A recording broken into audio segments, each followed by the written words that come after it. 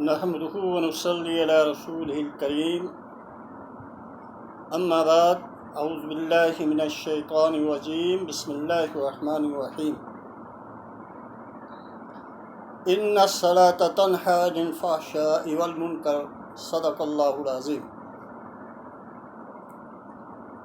ارشاد باری تعالیٰ ہے، یقیناً نماز کی ادائیگی سے فحاشی اور بے حیائی رکتی ہے۔ نماز بے حیائی اور نافرمانی سے نماز روکتی ہے۔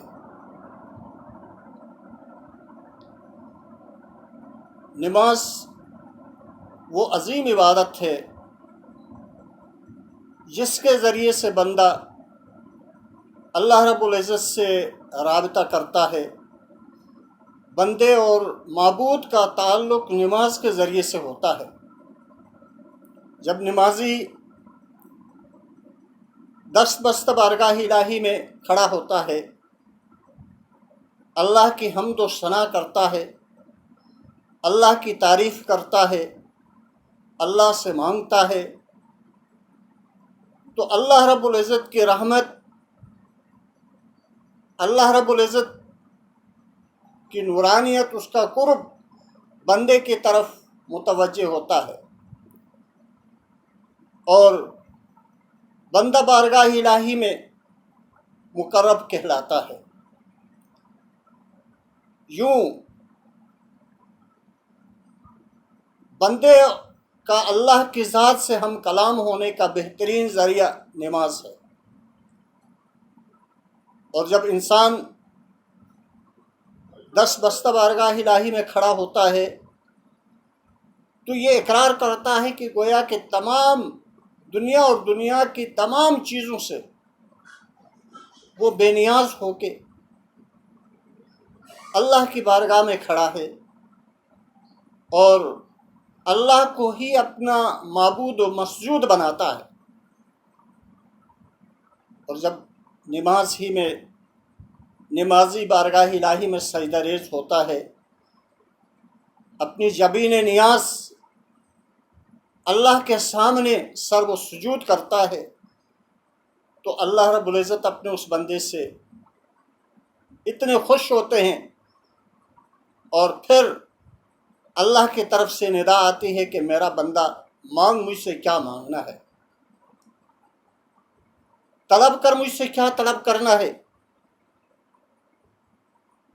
جب آدمی اللہ رب العزت سے مغفرت طلب کرتا ہے تو اللہ تعالیٰ اس نمازی کی مغفرت فرما دیتے ہیں۔ جب نمازی اللہ سے رزق مانگتا ہے تو اللہ رب العزت غیب کے خزانوں سے رزق کے دروازے کھول دیتے ہیں، غیب کے خزانوں سے رزق عطا فرما دیتے ہیں۔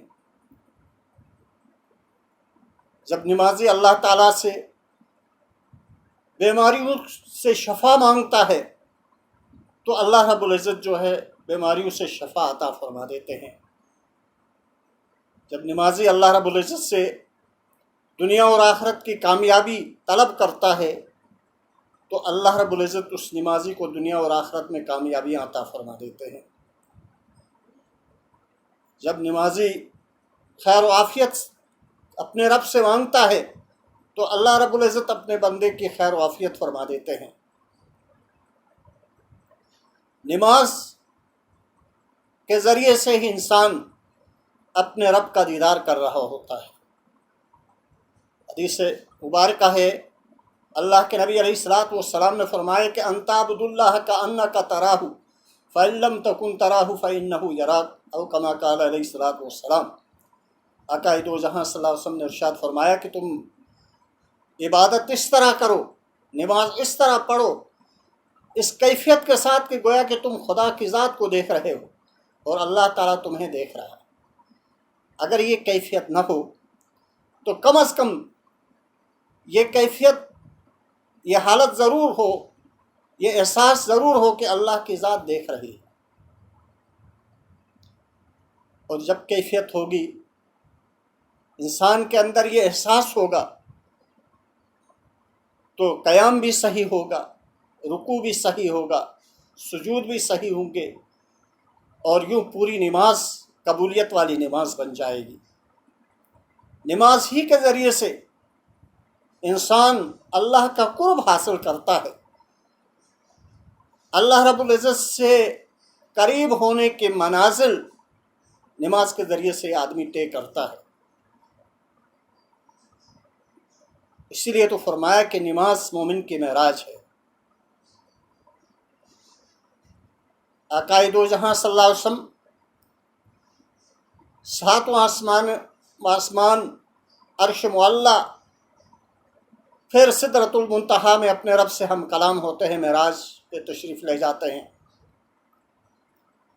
تو وہاں پہ اللہ کریم سے یہ اپنی امت کی مغفرت بخشش کی دعا مانگتے ہوئے آقا دو جہاں صلی اللہ علیہ وسلم اپنے امتیوں کے لیے معراج کی درخواست فرماتے ہیں کہ یا اللہ میری امت کو بھی کوئی ذریعہ بنا کہ وہ تیرا معراج حاصل کرے۔ اللہ رب العزت نے یہ بالآخر 5 وقت کی نماز مقرر فرمائی۔ تو یہ امت محمدی علیہ السلام کے لیے یہ اللہ کی طرف سے انعام ہے۔ آقا دو جہاں صلی اللہ علیہ وسلم کی یہ دعا جو انہوں نے بارگاہ الہی میں مانگی، اور اس دعا کے ذریعے سے اللہ رب العزت نے یہ 5 وقت 24 گھنٹے میں 5 وقت کا معراج، اللہ کی ذات سے ہم کلام ہونے کا، معراج ہونے کا ذریعہ عطا فرما دیا۔ آقا دو جہاں صلی اللہ علیہ وسلم فرماتے ہیں کہ نماز میری آنکھوں کی ٹھنڈک ہے۔ جب نمازی نماز پڑھتا ہے، نماز کی ادائیگی کرتا ہے، تو اس کے قلب و جگر کو سکون میسر ہوتا ہے، اس کی آنکھیں نور ایمانی سے منور ہوتی ہیں۔ نماز ہی ذکر الہی کا ذریعہ ہے، یعنی شروع سے لے کے آخر تک جب نماز کی ادائیگی کرتے ہیں، اللہ اکبر کہہ کر جب نماز شروع کرتے ہیں تو اس سے لے کے آخر تک اللہ کا ذکر ہے، اللہ کو یاد کر رہے ہوتے ہیں مختلف کلمات سے اور مختلف صورتوں اور آیات کی تلاوت سے۔ نماز ہی اللہ رب العزت کی عبادت کی ادائیگی کا ایک ذریعہ ہے۔ جب نمازی نماز پڑھتا ہے تو پتہ چلتا ہے کہ واقعی یہ اللہ کا بندہ ہے جو اللہ کی بارگاہ میں سر و سجود ہے۔ نماز وہ عظیم عبادت ہے، کل قیامت کے دن عبادات میں سب سے پہلے نماز کا حساب ہوگا۔ آقا دو جہاں صلی اللہ علیہ وسلم ارشاد فرماتے ہیں کہ جس صاحب ایمان کی عبادات میں نماز کی ادائیگی کا معاملہ صحیح نکل آیا قیامت کے دن، تو دیگر سارے معاملات بھی صحیح نکل آئیں گے۔ تو گویا کہ نماز کی ادائیگی تمام عبادات کی ادائیگی کی ضمانت ہے،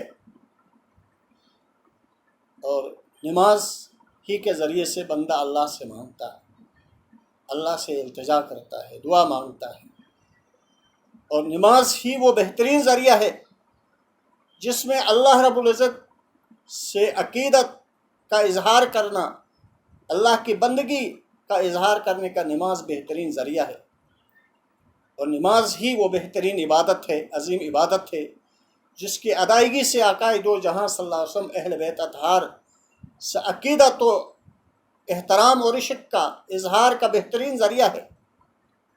جب اتحیات میں درود پاک پڑھتے ہیں کہ اللہم صلی علی محمد وعلی آل محمد کما صلیت علی ابراہیم وعلی آل ابراہیم انک حمید مجید، اللہم بارک علی محمد وعلی آل محمد کما بارکت علی ابراہیم وعلی آل ابراہیم انک حمید مجید، جب نمازی نماز میں اتحیات میں اللہ کے نبی علیہ السلام اور اہل بیت اطہار پہ درود و سلام بھیجتا ہے، تو یہیں سے جہاں اللہ رب العزت کی بارگاہ میں اس بندے کی حاضری لگ جاتی ہے، نماز کی ادائیگی سے دربار رسالت میں صاحب ایمان کی حاضری لگ جاتی ہے۔